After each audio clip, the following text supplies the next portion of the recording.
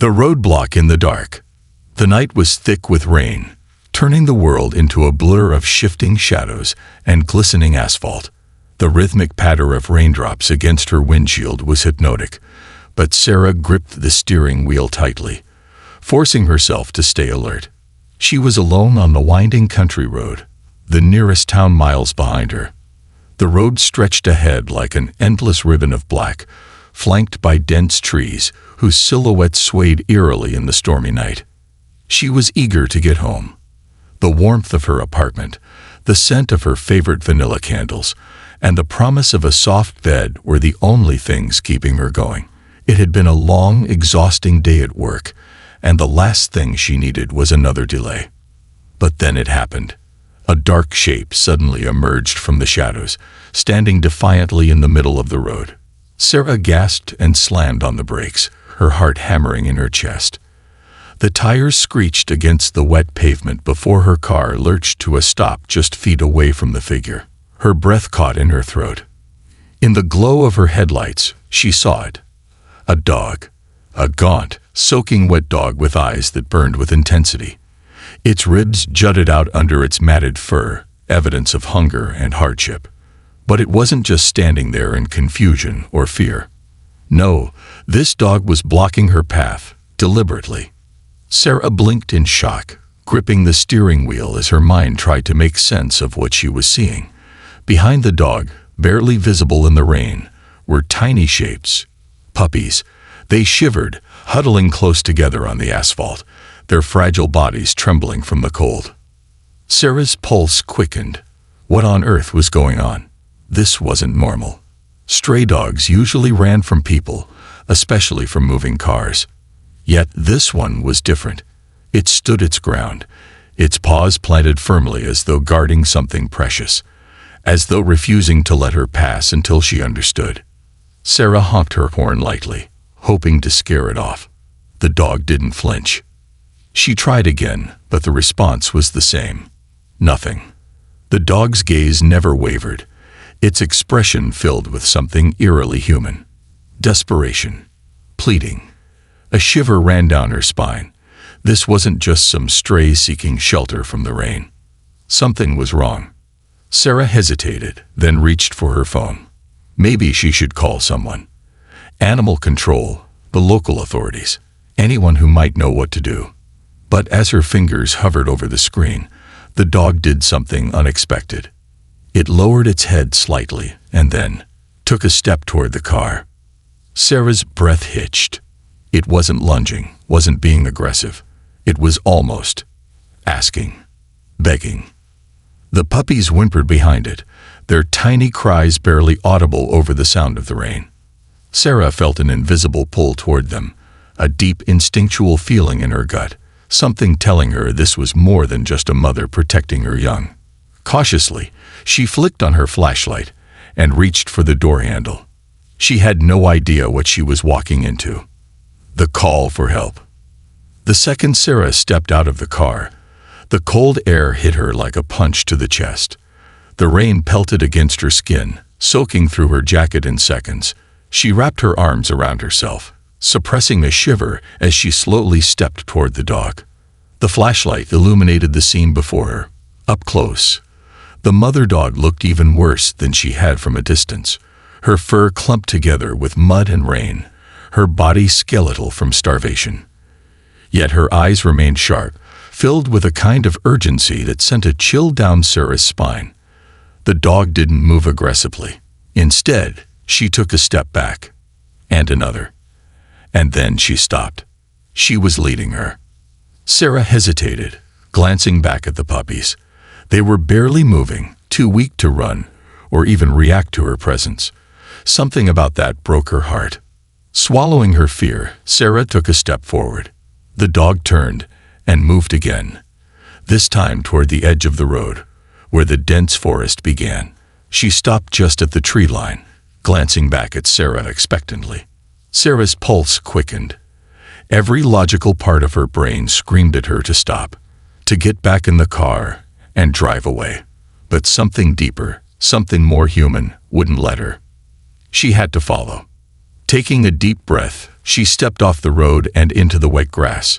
Each step was slow, hesitant. The dog never bolted, never ran ahead. She waited, leading Sarah deeper into the dark. The deeper they went, the heavier the silence became. The rain muffled all other sounds, but then, through the drumming of the storm, Sarah heard it. A sound that made her heart drop. A low, muffled groan.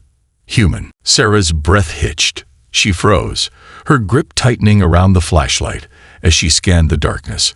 Her heart pounded in her ears, drowning out the sound of the rain. Someone was there. Someone was hurt.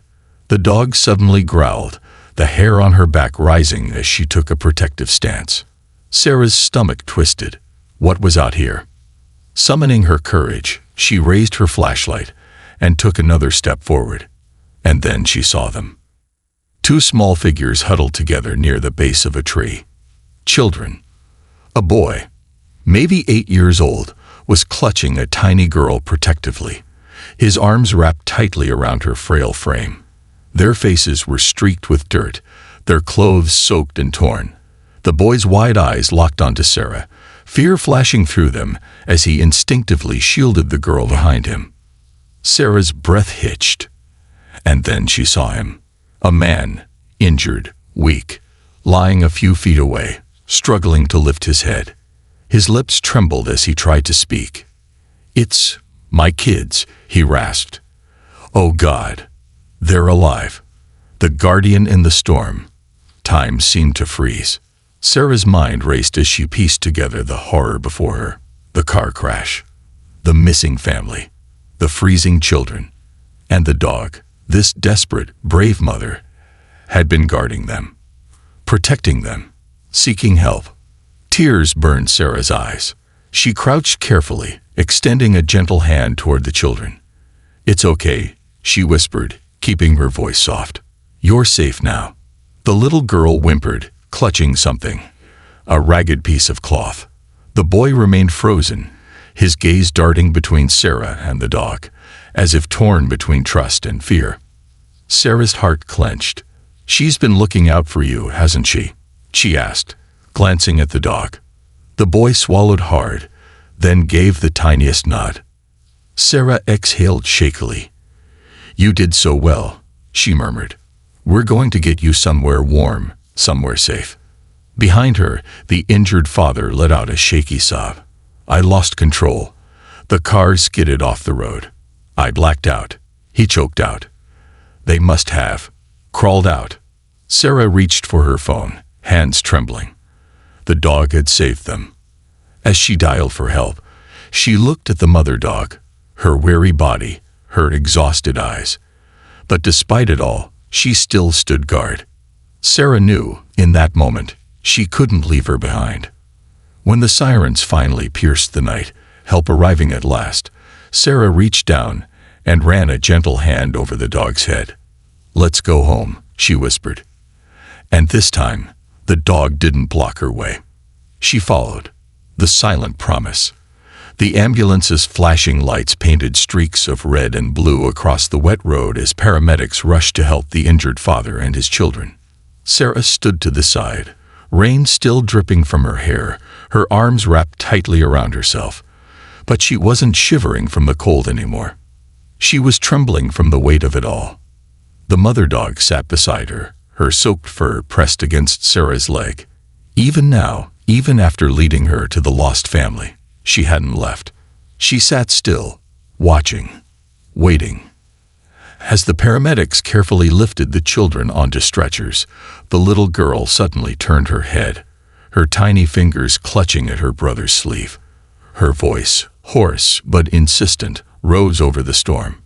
"Mama." The dog. The paramedics hesitated, exchanging uncertain glances, but Sarah stepped forward before they could say anything. She crouched beside the little girl, brushing wet strands of hair from her face. "She's coming with us," Sarah promised. The girl blinked, searching her face for any sign of hesitation. When she found none, she nodded slowly, satisfied. Then, as if drained from the ordeal, she allowed herself to be carried into the warmth of the ambulance. The dog, as if understanding, finally lowered herself onto the pavement, her body visibly giving in to exhaustion. For the first time, she allowed herself to rest. Sarah exhaled, running a hand down the dog's side, feeling the frail ribs beneath her fingers. This creature, this guardian, had given everything to protect those children. She had nothing left to give. Sarah wouldn't let her go unseen. Unloved, the storm had taken so much from this family, but it had also delivered something extraordinary. It had revealed the unshakable, untamed force of love, a love that had transcended species, fear, and pain. And that love had saved lives. The paramedics called for Sarah to get in. She hesitated for only a moment before looking down at the dog, meeting those same pleading, intelligent eyes. A silent promise passed between them.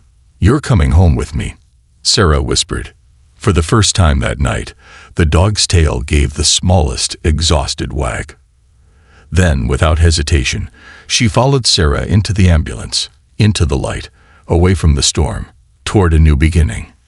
The road had been blocked that night, but not by misfortune, by fate. And fate had led them all home. This concludes the story. Thank you for watching until the end. I hope you found it enjoyable. If you did, please consider liking the video and sharing it with your friends.